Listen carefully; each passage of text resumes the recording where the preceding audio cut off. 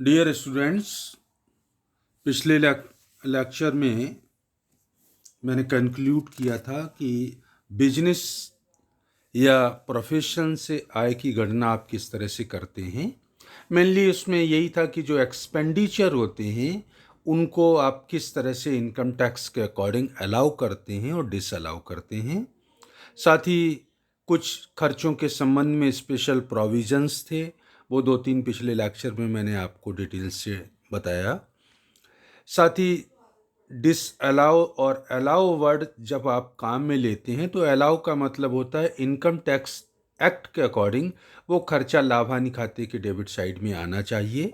अगर आपने लिख रखा है वेल एंड गुड, नहीं लिख रखा है तो मैं उसको घटा दूंगा। डिसअलाउ का मतलब होता है कि एक्सपेंडिचर ऐसा है जिसको लाभ हानि खाते के डेबिट साइड में नहीं आना चाहिए। आपने नहीं लिखा, कोई एडजस्टमेंट नहीं किया जाएगा, लेकिन आपने उसको डेबिट कर दिया, नतीजा ये हुआ कि प्रॉफिट कम हो गया, तो उसको करेक्ट करने के लिए डिसअलाउड एक्सपेंडिचर को मुझे वापस जोड़ना होता है। तो इस तरह से जो आप अपना लाभ हानि खाता बनाते हैं वो अकाउंटिंग पर्पज से होता है। आपका जो प्रॉफिट होता है उस प्रॉफिट को मुझे कन्वर्ट करना होता है टैक्सेबल प्रॉफिट में। तो जो प्रोविजंस होते हैं इनकम टैक्स एक्ट के, उसके अकॉर्डिंग आपके प्रॉफिट में प्लस माइनस करके मैं taxable income from business calculate करता हूँ। थ्योरेटिकल डिस्कशन के बाद आज इसका पहला न्यूमेरिकल क्वेश्चन मैं ले रहा हूँ कि अगर आपको नेट प्रॉफिट दिया जाए और साथ ही क्वेश्चन का जो फॉर्मेट होता है कुछ एडजस्टमेंट हुआ करते हैं हर क्वेश्चन में, तो आप लाभ हानि खाते को टैक्सेबल या कर योग्य लाभ या टैक्सेबल इनकम फ्रॉम बिजनेस किस तरह से कैलकुलेट करेंगे, तो उसको आज डिस्कस करने के लिए लेक्चर अपन ले रहे हैं। न्यूमेरिकल क्वेश्चन लेंगे, साथ ही इसके वर्किंग नोट को और जो इंटरप्रिटेशन है नियमों का उनको एक्सप्लेन करेंगे। तो क्वेश्चन इस तरह से देखिएगा जरा। लाभ हानि खाते से श्री राम के नवीन स्थापित उद्योग की 31 मार्च 2020 को समाप्त होने वाले वर्ष की विभिन्न शीर्षकों के अंतर्गत कर योग्य आय की गणना कीजिए। आपको लाभ हानि खाता दे रखा है, डेबिट साइड में एक्सपेंडिचर्स बता रखे हैं, इंटरेस्ट, सैलरीज, परक्विजिट्स पे टैक्स है, डेप्रिसिएशन, प्रारंभिक व्यय, advertisement, travelling, entertainment, security transaction, rural development, community and miscellaneous. इस तरह से मतलब डेबिट साइड में खर्चे दे रखे हैं, क्रेडिट साइड में इनकम दे रखी है। इनकम में ग्रॉस प्रॉफिट है, रेंट फ्रॉम हाउस प्रॉपर्टी। आप जानते हैं इनकम टैक्स में जिस हेड की इनकम है उसी हेड में लिखना जरूरी होता है। रेंट फ्रॉम हाउस प्रॉपर्टी है तो ये इनकम हाउस प्रॉपर्टी हेड के अंतर्गत ही टैक्सेबल होगी। बिजनेस के हेड में तो व्यापार से संबंधित जो खर्चे हैं और व्यापार से संबंधित जो आय है सिर्फ उन्हीं को दर्शाना होता है। तो रेंट फ्रॉम हाउस प्रॉपर्टी है, इसका मतलब आपको हाउस प्रॉपर्टी हेड के अंतर्गत इसकी इनकम कैलकुलेट करनी है, बिजनेस हेड में नहीं आएगी। Profit from business of dealing in equity share, equity shares में डील कर रहे हैं, व्यापार कर रहे हैं, तो बिजनेस इनकम ही है। Custom duty recovered from government earlier not allowed as deduction. अब इस चीज को आप समझ लीजिए, किसी भी चीज को कस्टम ड्यूटी जिसको पहले गवर्नमेंट ने अलाउ नहीं किया, कस्टम ड्यूटी इसका मतलब क्या थी, आपके खर्चों में आपने डेबिट किया होगा लेकिन सरकार ने अलाउ नहीं किया, मतलब खर्चा नहीं माना। अब वो आपको पैसा वापस मिला है तो आप टैक्स, इसका मतलब पहले दे खर्चा नहीं माना मतलब नहीं घटाने दिया, इसका मतलब टैक्स ऑलरेडी पेड है। अब वो वापस मिलती है आपको कस्टम ड्यूटी, तो अब दोबारा टैक्स नहीं लगेगा। एक जनरल नियम है कि कोई भी एक्सपेंडिचर, कोई भी ड्यूटी जो आपको अलाउ कर दी, मीन्स आपको घटा लेने दिया गया, नतीजा क्या हुआ, प्रॉफिट कम हो गया, इसका मतलब उस पर आपने टैक्स नहीं दिया। लेकिन फ्यूचर में जब भी आपको अगर वापस मिलेगी तो फिर आपको टैक्स देना पड़ेगा। लेकिन इस क्वेश्चन में कह रहे हैं कि not allowed as deduction earlier, पहले छूट नहीं दी थी कटौती के रूप में। तो इसका मतलब पहले क्या किया था, टैक्स लिया था, अब वापस मिलिए तो दोबारा टैक्स नहीं लगेगा। तो ये इनकम जो क्रेडिट साइड में लिखी है इसको मैं घटाऊंगा आगे चल के सोल्यूशन के टाइम पे। Profit from business of dealing in community derivatives, communities जो वस्तुओं का व्यापार है उनको डील करने का बिजनेस है और उससे कोई इनकम हुई है तो वो तो बिजनेस इनकम ही है। तो ये तो आपका लाभ हानि खाता है। और कुछ एक एडजस्टमेंट क्वेश्चन में दे रखे हैं। 2019 में उत्पादन प्रारंभ हुआ है। वेतन के अंतर्गत डेबिट साइड में देखिए सैलरीज लिखा है 5,56,000, 5,56,000 डेबिट साइड में सैलरीज लिख रखी है। इस सैलरी में कहते हैं भारत में की गई सेवाओं के लिए कर्मचारी को, भारत में सेवा दी लेकिन कर्मचारी को भारत के बाहर चुकाया है 35,000 विदेश में, और एक नॉन रेजिडेंट अनिवासी कर्मचारी को भारत में 20,000 रुपये का भुगतान किया है, लेकिन दोनों पर ही टैक्स की कटौती नहीं की है और न ही उन कर्मचारियों ने आय कर चुकाया है। एक नियम है कि नॉन रेजिडेंट को अगर आप भारत में दें या भारत के बाहर किसी व्यक्ति को कोई भुगतान करते हैं तो टैक्स काटना जरूरी होता है। अगर आपने टैक्स की कटौती नहीं की है तो वो खर्चा आपका डिसअलाउ हो जाएगा। डिसअलाउ होने का मतलब वो हम आपको घटाने नहीं देंगे लाभ हानि खाते से। नतीजा क्या होगा, प्रॉफिट बढ़ जाएगा, मींस इनडायरेक्टली उस खर्चे का जो टैक्स है वो गवर्नमेंट आपसे वसूल करेगी।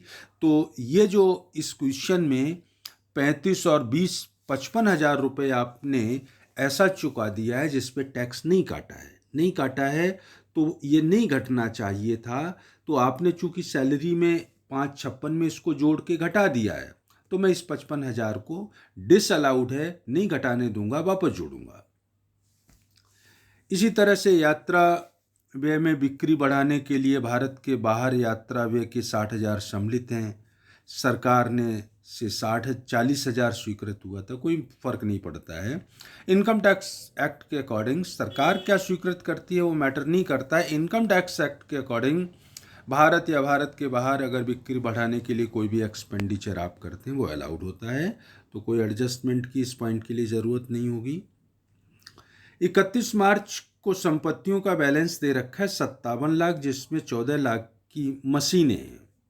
जब भी संपत्तियों का बैलेंस दिया जाता है इसका मतलब होता है प्रिलिमिनरी एक्सपेंसेस से, प्रारंभिक व्यय से। अगला पॉइंट दे रखा है संपूर्ण प्रारंभिक व्यय इस वर्ष में अपलिखित किए गए हैं और वो 17, 18, 18, 19 में किए थे। और कितने थे, लाभ हानि खाते के डेबिट साइड में देखिए 1 लाख, 1 लाख रुपए का प्रारंभिक व्यय है। और अपना नियम था प्रारंभिक व्यय के बारे में कि जो भी आप प्रारंभिक व्यय करेंगे उनके लिए हम पहले क्वालिफाइंग अमाउंट निकालेंगे। क्वालिफाइंग अमाउंट का मतलब 5% ऑफ फिक्स्ड एसेट्स और कॉस्ट ऑफ प्रोजेक्ट और actual expenditure which ever is lower. तो 57 लाख का 5% निकालेंगे या 1 लाख, दोनों में से जो कम हो तो नेचुरली 1 लाख ही कम होगा। क्वालिफाइंग अमाउंट 1 लाख है और आप जानते हैं क्वालिफाइंग अमाउंट को राइट ऑफ किया जाता है 5 ईयर्स में, डिवाइडेड बाई 5 का नियम आपको मैंने बताया था। 5 सालों में आपको इसको राइट ऑफ करना था लाभ हानि खाते से, मतलब 20-20 हज़ार रुपये आपको घटाना था। लेकिन आपने पूरा 1 लाख घटा दिया है तो 80,000 में वापस जोड़ दूंगा। इसी तरह से स्वीकृत राशि 3,70,000 है और लाभ हानि खाते में आप देखिए कितना घटा रखा है, 4,10,000। 370 घटाना था, 410 घटा दिया, मीन्स 40,000 ज़्यादा घटा दिया तो प्रॉफिट कम हो गया। सही करने के लिए प्रॉफिट में 40,000 वापस जोड़ दूंगा। वैज्ञानिक शोध पर 2 लाख का व्यय हुआ 18-19 में। इसका विवरण इस तरह से है, मशीन पे 40,000, शोध अधिकारी का वेतन 60,000, सामग्री पर 30,000, प्रयोगशाला व्यय 70,000। आपको मैंने बताया था एक नियम था कि वैज्ञानिक शोध पर व्यापार प्रारंभ करने से पहले के 3 सालों में अगर कोई व्यय करेंगे तो वो उस वर्ष के लाभ हानि खाते से डेबिट होगा जिस वर्ष में आपने व्यापार प्रारंभ किया है। उसमें 3 ही एक्सपेंडिचर लेते हैं अपन: capital expenditure, material and salaries of employees. तो आपने जो 2 लाख खर्चा किया है, कैपिटल एक्सपेंडिचर मशीन 40,000 की, वेतन 60,000 का, सामग्री 30,000, लेकिन लेबोरेटरी एक्सपेंसेस उसमें नहीं आएंगे। मतलब टोटल 2 लाख में से 1,30,000 अलाउड है, घटाना चाहिए लाभ हानि खाते से। और देखिएगा आपका जो लाभ हानि खाता है उसमें कहीं भी साइंटिफिक रिसर्च के खर्चों को आपने नहीं घटाया। तो पॉइंट क्या बना? साइंटिफिक रिसर्च के 1,30,000 अलाउड थे, लेकिन आपने नहीं घटाया। नहीं घटाने से क्या हुआ कि प्रॉफिट बढ़ गया। तो प्रॉफिट को सही करने के लिए अभी सॉल्यूशन में आप देखेंगे कि 1,30,000 रुपये साइंटिफिक रिसर्च के मैं वहाँ से लेस करूँगा, क्योंकि प्रॉफिट ज़्यादा आ रहा है। 1,30,000 घटाना चाहिए, नहीं घटाया तो मैं घटा दूंगा। इसी तरह से कहते हैं, देखिए ब्याज जो लाभ हानि खाते के डेबिट साइड में 30,000 है, उसमें मकान को बनाने के लिए लोन लिया था, उसका 2,000 ब्याज सम्मिलित है। मकान के लिए लोन लिया तो मकान की जो इनकम है वो कहाँ जाएगी? हाउस प्रॉपर्टी में। जब उसकी इनकम वहाँ जाएगी तो खर्चा भी कहाँ जाना चाहिए? हाउस प्रॉपर्टी में। तो हाउस प्रॉपर्टी का 2,000 का ब्याज लाभ हानि खाते से आपने घटा दिया है। आपने लाभ हानि खाते के देखिए डेबिट साइड में पहले पॉइंट में लिखा है इंटरेस्ट 30,000 और कह रहे हैं कि 2,000 मकान का ब्याज इसमें जोड़ा है। इसका मतलब आपको 2,000 वो नहीं घटाना चाहिए, लेकिन आपने क्या किया? घटा दिया। नतीजा क्या हुआ कि प्रॉफिट कम हो गया। सही करने के लिए जो 2,000 गलत घटा दिया उसको मैं वापस जोड़ूंगा। विज्ञापन के बारे में देखिए, भारत के बाहर विज्ञापन के लिए 80,000 सम्मिलित हैं। भारत में विज्ञापन पर भी 2,20,000 रुपये इस कार्य के लिए कर्मचारियों का वेतन आपने दिया है, इसमें शामिल है। आपका अपना नियम था कि विज्ञापन के लिए देश विदेश किसी भी तरह का कोई भी आप सैंपल एडवर्टीजमेंट पे पैसा खर्च करते हैं वो अलाउड होता है। पूंजीगत व्यय अलाउ नहीं होगा, या किसी राजनीतिक दल की किसी पत्रिका या स्मारिका में विज्ञापन देने के लिए कोई पैसा आप देंगे तो वो डिसअलाउड होगा। कह रहे हैं कि 14,000 रुपये तो लोक दल पार्टी ने कोई स्मारिका निकाली, उसका खर्चा इसमें सम्मिलित है। तो लाभ हानि खाते के डेबिट साइड में देखिए 3 लाख रुपए जो एडवर्टीजमेंट डेबिट किया है भारत में, भारत के बाहर, वो तो सब अलाउड था। लेकिन लोकदल पार्टी को जो 14,000 रुपये दिए वो डिसअलाउड था, वो नहीं घटाना चाहिए, लेकिन आपने उसको भी घटा दिया।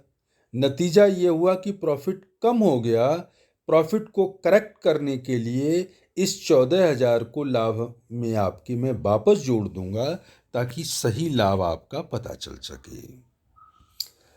विविध व्ययों में सन्ड्री एक्सपेंसेस में कह रहे हैं कर्मचारी कल्याण ट्रस्ट की स्थापना के लिए, कर्मचारियों के कल्याण के लिए एक ट्रस्ट बनाया, उसमें 22,000 रुपये पहले जमा किए और फिर इस साल का अपना चंदा या कंट्रीब्यूशन दिया। कितना? 13,000। तो 22 और 13 कितना हो गया? 35,000। नियम आपको मैं बता चुका हूँ, कर्मचारियों के कल्याण के लिए किसी भी तरह का कितना भी खर्चा किया जाए एम्प्लॉयर के द्वारा वो डिडक्टिबल है, अलाउड है, लाभ हानि खाते से डेबिट करना चाहिए। लेकिन कर्मचारियों के कल्याण के लिए किसी ट्रस्ट या कोष में आप कोई पैसा देते हैं तो वो डिसअलाउड है। आपने कर्मचारी कल्याण कोष में 22 और 13 35,000 रुपये दिए हैं, ये डिसअलाउड है। लाभ हानि खाते के डेबिट साइड में देखिए विविध व्ययों में सन्ड्री एक्सपेंसेस आपने लिख रखे होंगे, मिसलेनियस एक्सपेंसेस लिखे 95,000। इस 95,000 में 35,000 कर्मचारियों के कल्याण के लिए जो ट्रस्ट है उसको दिए, वो भी जोड़ दिया है। नियम यह है कि यह 35 घटना नहीं चाहिए था, लेकिन आपने तो घटा दिया। नतीजा ये हुआ कि प्रॉफिट कम हो गया, तो प्रॉफिट को सही करने के लिए 35,000 रुपये अब मैं वापस जोड़ दूंगा। तो ये तो अपना क्वेश्चन था, और अब आपको इस क्वेश्चन के बेस पे टैक्सेबल प्रॉफिट निकालना है। क्योंकि इस प्रश्न में देखिए, हाउस प्रॉपर्टी की एक इनकम थी, तो वो तो इनकम हाउस प्रॉपर्टी हेड में जाएगी। बाकी की जो क्रेडिट साइड में लाभ हानि खाते की इनकम थी, profit from business and dealing, equity share, custom duty recover हुई है, जिसको अलाउ नहीं किया था, तो वो तो इनकम ही नहीं, घटा देंगे। फिर कमोडिटी में आप डील कर रहे हैं, बिजनेस किसी भी चीज़ का कर रहे हैं, वो तो बिजनेस इनकम ही है। तो हाउस प्रॉपर्टी की इनकम पहले कैलकुलेट करनी होगी। इनकम फ्रॉम हाउस प्रॉपर्टी देखिए, रेंट आप बता रहे हैं 20,000 gross annual value, less tax कोई है नहीं म्यूनिसिपल, तो वही एनुअल वैल्यू हो गई। और आप जानते हैं हाउस प्रॉपर्टी हेड में मैंने आपको बताया था कि 30% स्टैंडर्ड डिडक्शन होती है और एक इंटरेस्ट ऑन लोन की डिडक्शन होती है। 20,000 में 30% स्टैंडर्ड डिडक्शन 6,000। क्वेश्चन में बताया था कि 2,000 ब्याज जो था लाभ हानि खाते में डेबिट किया था, 30,000 आपने, 2,000 तो हाउस प्रॉपर्टी का था, तो हाउस प्रॉपर्टी का ब्याज हाउस प्रॉपर्टी में आएगा, बिजनेस में उसको वापस जोड़ूंगा। तो 2,000 यहाँ अलाउ कर दिया, तो टोटल 20,000 में से 8,000 घटा के इनकम फ्रॉम हाउस प्रॉपर्टी आ गई 12,000। आपको मैंने जब बिजनेस इनकम का पहला लेक्चर दिया था, उसमें जो फॉर्मेट बताया था वो यही था कि जो नेट प्रॉफिट क्वेश्चन में दिया जाएगा, वो प्रॉफिट लीजिए, कुछ आइटम उसमें जोड़ेंगे, कुछ आइटम उसमें से घटाएंगे। तो net profit as given in question 31,05,000 रख लिया आपने। अब आप सबसे पहले जब भी क्वेश्चन सॉल्व करेंगे, तो पहले तो जो एडजस्टमेंट होते हैं उनको डिस्कस किया करेंगे, और फिर लाभ हानि खाते का डेबिट साइड देखेंगे, और सबसे लास्ट में लाभ हानि खाते का क्रेडिट साइड। क्रम क्या रहेगा? पहले एडजस्टमेंट, लाभ हानि खाते का debit side, then credit side of profit and loss account. तो क्वेश्चन में पहले पॉइंट में ही आपने देखा था कि भारत के बाहर बिना टैक्स काटे सैलरी दे दी थी आपने 35 और 20 55,000, और आप कह रहे थे ये डिसअलाउड है, नहीं घटानी चाहिए, तो आपने घटा दिया। तो मैंने उन दोनों आइटम्स को वापस जोड़ दिया, salary paid outside India and salary paid in India to non resident without deducting tax, 35,000 और 20,000। डेप्रिसिएशन आपने देखा था कि 3,70,000 अलाउ था, लेकिन आपने 4,10,000 घटा दिया, तो मैंने 40,000 वापस जोड़ दिया। यात्रा व्यय में भारत के बाहर आपने जो खर्चा किया, सरकार कितना स्वीकृत करती है वो मैटर नहीं करता है, इनकम टैक्स के अकॉर्डिंग व्यापार बढ़ाने के लिए भारत या भारत के बाहर जो भी यात्रा व्यय आप करते हैं वो अलाउड होते हैं। प्रारंभिक व्यय का मैंने आपको बताया था कि फिक्स एसेट्स का 5% या 1,00,000 जो कम होता है वो क्वालिफाइंग, आपका एक्चुअल खर्चा 1,00,000 ही था। तो 57 लाख की संपत्तियां थी, उनका 5% या 1,00,000 एक्चुअल एक्सपेंडिचर, दोनों में जो कम वो 1,00,000 होगा। उसको राइट ऑफ करना है 5 ईयर्स में, डिवाइडेड बाई 5 का नियम था। मतलब लाभ हानि खाते से कितना घटाना चाहिए? 20,000। आपने कितना कर घटा दिया? पूरा 1,00,000। 80,000 ज़्यादा घटा दिया, तो मैं उसको वापस जोड़ देता हूँ 80,000 रुपये 9th पॉइंट में, वो 8th पॉइंट में। मकान का जो ब्याज था वो आपने लाभ हानि खाते में से घटा दिया 2,000, मैंने उसको वापस जोड़ दिया। इसके बाद विज्ञापन में आपने लोकदल पार्टी को 14,000 रुपये दिए, वो लाभ हानि खाते से डेबिट नहीं होना चाहिए, मैंने वापस जोड़ दिया उसको। एम्प्लॉयज वेलफेयर ट्रस्ट में पैसा दिया और विविध व्ययों में शामिल करके घटा दिया, 22 और 13 35,000 नहीं घटाना चाहिए, तो मैंने उसको भी वापस जोड़ दिया। तो लाभ हानि खाते के डेबिट और क्रेडिट साइड में जाने से पहले एडजस्टमेंट आप देखा करेंगे। अब आप देखेंगे कि डेबिट साइड में कोई ऐसा खर्चा तो नहीं घटा दिया जो नहीं आना चाहिए था डेबिट साइड में। अगर आ गया है तो उसको वापस जोड़ दूंगा। क्रेडिट साइड में कोई इनकम ऐसी तो नहीं आ गई जो नहीं लिखनी चाहिए, लिख दी है तो मैं उसको घटा दूंगा। तो डेबिट साइड में अब आप देखिए, इंटरेस्ट हो गया, सैलरी हो गया है, टैक्स कर्मचारियों के जो सुविधाएं हैं उनका टैक्स मालिक ने चुकाया, सुविधाएं दी उनको और उन सुविधाओं का टैक्स भी मालिक ने चुका दिया। तो payment of tax on perquisite of employee 4,000 जो है वो डिसअलाउड होता है, वो लाभानी खाते से डेबिट नहीं हो सकता है, लेकिन आपने घटा दिया है तो मैं उसको वापस जोड़ देता हूँ। डेप्रिसिएशन 40,000 एक्सेस था, मैंने जोड़ दिया। प्रारंभिक व्यय 20 घटाना था, 80 ज़्यादा था तो मैंने जोड़ दिया। विज्ञापन में 14,000 पॉलिटिकल पार्टी का जोड़ दिया। ट्रैवलिंग का अलाउ होता है, एंटरटेनमेंट का खर्चा अलाउड होता है। सिक्योरिटी ट्रांजैक्शन, प्रतिभूतियों के क्रय विक्रय पे सरकार टैक्स लेती है या वस्तुओं के क्रय विक्रय पे सरकार टैक्स लेती है, कमोडिटी टैक्स, ये दोनों ही टैक्स अलाउड होते हैं। अलाउड का मतलब जितना आप पे करते हैं डेबिट साइड में लिखना चाहिए, आपने लिख दिया, कोई एडजस्टमेंट की ज़रूरत नहीं है। रूरल डेवलपमेंट एक्सपेंसेस, आपने नियम जब पढ़ा था, मैंने आपको दे रखा है पेज पे नियम। ग्रामीण विकास के लिए सरकार द्वारा अनुमोदित किसी संस्था को अगर आप भुगतान करते हैं तो वो भुगतान 100% अलाउड होता है। लेकिन अगर ग्रामीण विकास पर आप स्वयं ही व्यय करेंगे, खुद पैसा खर्च करेंगे, तो स्वयं जो पैसा आप खर्च करेंगे वो डिसअलाउड होता है, उसको लाभानी खाते से डेबिट नहीं किया जा सकता है। तो यहाँ पे एक्सपेंडिचर है, आपने खुद पैसा खर्च किया है तो वो नहीं घटना चाहिए था, इसलिए 3 लाख डिसअलाउड है, वापस जोड़ देता हूँ।